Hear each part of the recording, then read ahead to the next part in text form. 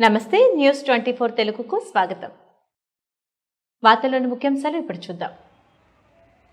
అన్నమయ్య జిల్లా రామాపురం మండలం నల్లగుట్టపల్లి గ్రామంలో ప్రభుత్వ రెవెన్యూ సదస్సు కార్యక్రమానికి ముఖ్య అతిథులుగా విచ్చేసిన జిల్లా జాయింట్ కలెక్టర్ ఆదర్శ్ రాజేంద్రన్ మాట్లాడుతూ కొత్త అసైన్ భూ సమస్యలను వెంటనే పరిష్కరించి రైతులకు ప్రజలకు ఎలాంటి సమస్యలు లేకుండా చేస్తామన్నారు.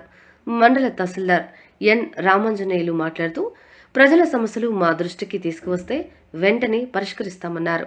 నోడల్ ఆఫీసర్ ఎస్ మణి మాట్లాడుతూ రెవెన్యూ సర్వీస్ ద్వారా ప్రజలకు సమస్యలకు త్వరగా పరిష్కారం జరుగుతుంది అన్నారు.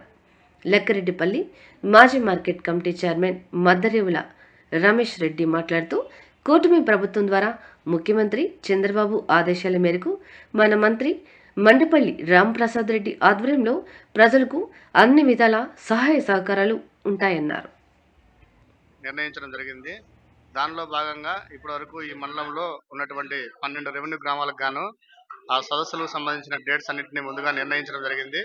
ఇది ఇప్పుడు ఈ రోజు నల్లగుట్టపల్లి గ్రామ పంచాయతీకి సంబంధించిన ఈ నల్లగుట్టపల్లి రెవెన్యూ గ్రామానికి ఈ రోజు రావడం జరిగింది. ఈ 13వ తేదీ ఇది 3వది సదస్సు ఈ మండలంలో జరుగుతుంది.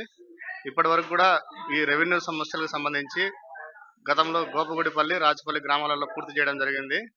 అక్కడ కూడా చాలా వరకు అర్జీలన్నీ రావడం జరిగింది.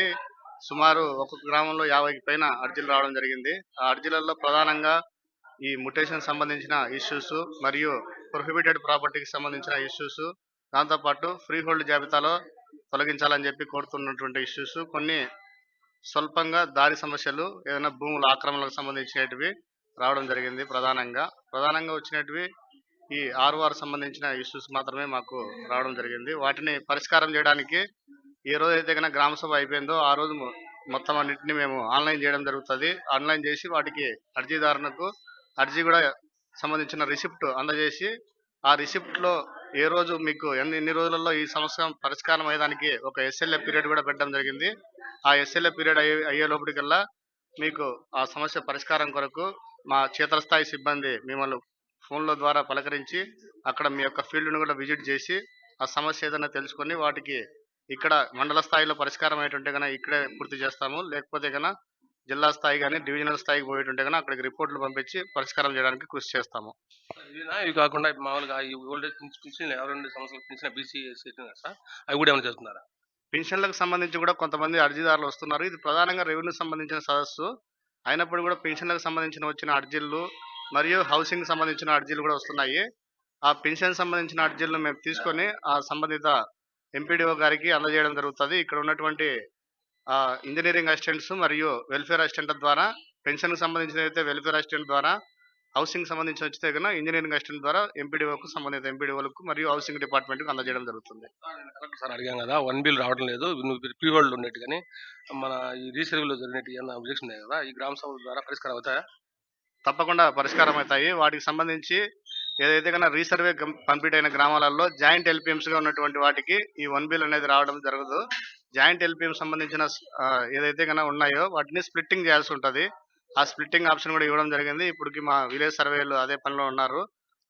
రీసర్వే కంప్లీట్ అయినటువంటి గ్రామాల్లో గతంలో కూడా ఒక గ్రామ సభ పెట్టి అక్కడ అర్జీలు స్వీకరించడం జరిగింది. ఆ అర్జీల పరిష్కారం కొరకు కూడా ఇప్పుడు పూర్తి స్థాయిలో ఫీల్డ్లోనే ఉన్నారు మా క్షేత్రస్థాయి సిబ్బంది. మరియు ఇప్పుడు రీసర్వే అయిపోయినటువంటి గ్రామాల్లో కూడా మళ్ళీ ఒకసారి గ్రామ సభల ద్వారా అర్జీలు తీసుకోవడం జరుగుతుంది. జాయింట్ ఎల్పిఎంస్ వల్లనే అక్కడ 1 బిల్ రాకుండా ఉండడం జరిగింది. ఇప్పుడు ఆ జాయింట్ ఎల్పిఎంస్ను విడగొట్టేసి సపరేట్ ఎల్పిఎంకి ఇస్తే కన్నా అది 1 బిల్ అనేది రావడం జరుగుతుంది. 1 బిల్ వల్ల ఇంకేం ఇబ్బంది లేదండి.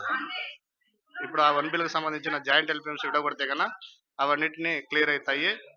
ప్రజలే స్వచ్ఛందంగా కావాలనుకుంటే వాళ్ళ యొక్క అర్జెన్సీని బట్టి కూడా ఒక అప్లికేషన్, ఆన్లైన్ సబ్ డివిజన్ అనే ఒక అప్లికేషన్ ఉంది. ఆ సబ్ డివిజన్కి అప్లై చేసుకుంటే కన్నా వాటిని విత్ ఇన్ 14 days కంప్లీట్ చేయడం జరుగుతుంది.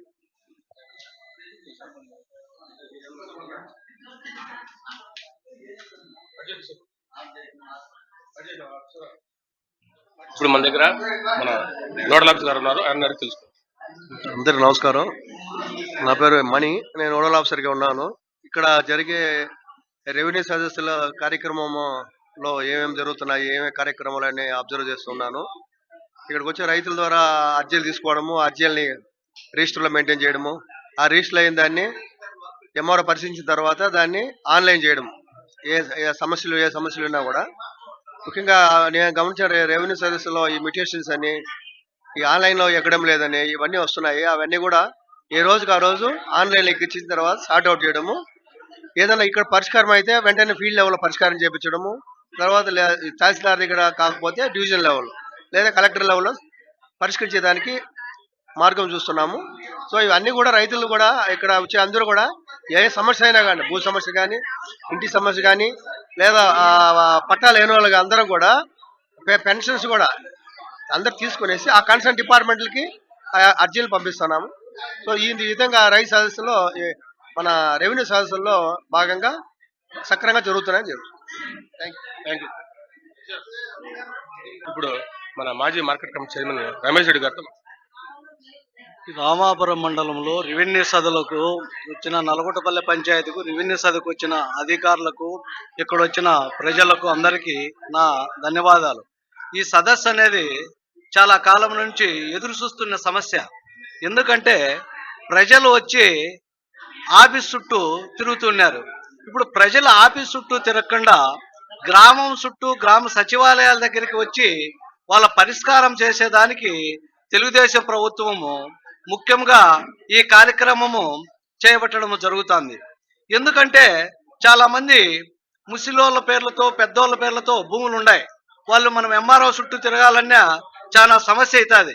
అందుకని భూ సమస్యలు కూడా ఎంఆర్ఓ గారు ఒక రోజు ఆఫీసులో ఉన్నా, కలెక్టర్ గారు ఒక రోజు ఆఫీసులో లేకపోయినా కొన్ని సమస్యలు ఏర్పడతాయి. కాబట్టి ఈ సదస్సులకు ప్రతి అధికారిని రెవెన్యూ సదస్సుకు హాజరయ్యేట్టుగా పంపించి గ్రామంలో ఎక్కడ ఉన్న సమస్యలు అక్కడనే పరిష్కారం చేయడానికి, వీలైతే కలెక్టర్ దగ్గరికి తీసుకొని పోయేదానికి కూడా సౌకర్యాలు ఏర్పాటు చేసి ఈ రెవెన్యూ సదస్సు జరగడం జరుగుతుంది.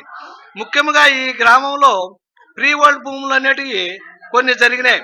వాటిల్లో కొన్ని అవకతవకలు జరిగినాయనే ఉద్దేశంతో అవి కూడా పరిష్కరించమని, కొన్ని ప్రీ వరల్డ్కు పోకుండా కొన్ని కాకుండా ఉండేటివి కూడా ఉన్నాయి. అట్లే రైతులు ఒకరి పేరుతో ఉన్న భూమి ఇంకొకరి పేరుతో ఆన్లైన్లో పడటం కూడా జరిగినాయి. ఇవన్నీ కూడా జాయింట్ కలెక్టర్ గారు ఇక్కడికి రావడం జరిగింది. వారిని మన ఎండిఓ గారిని, నోడల్ ఆఫీసర్ గారిని ఇక్కడికి వచ్చిన ప్రజలందరూ అడిగినాక వారు ఒకటే సమాధానం చెప్పినారు. ఈ సదస్సులో మీకు ఏ సమస్య ఉన్నా మేము చేసి పంపిస్తాము. మిగులు భూమి కూడా ఈ సమస్య ఉన్నా కూడా పెట్టండి అని చెప్పడం జరిగింది.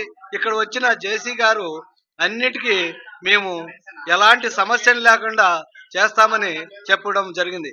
ముఖ్య ఉద్దేశం తెలుగుదేశం ప్రభుత్వము ఏదంటే ఈ భూమి సమస్యలు అనేవి చాలా గ్రామాలలో ఎక్కువ సమస్యలు ఉన్నాయి. ఇక్కడ కూడా రీసర్వే జరగలేదు కాబట్టి తక్కువ ఉన్నాయి. రీసర్వే జరిగిన కాడ మండల లెవెల్లో దండిగా సమస్యలు ఉన్నాయి. వీటి అన్నింటిని కూడా మనం ఎంఆర్ఓ గారిని తక్షణం వాటిని పరిష్కరించవలసిందిగా కూడా ఈ గ్రామం తరపున, ఈ ప్రజల తరపున, రైతుల తరపున నేను అడగడం కూడా జరుగుతుంది.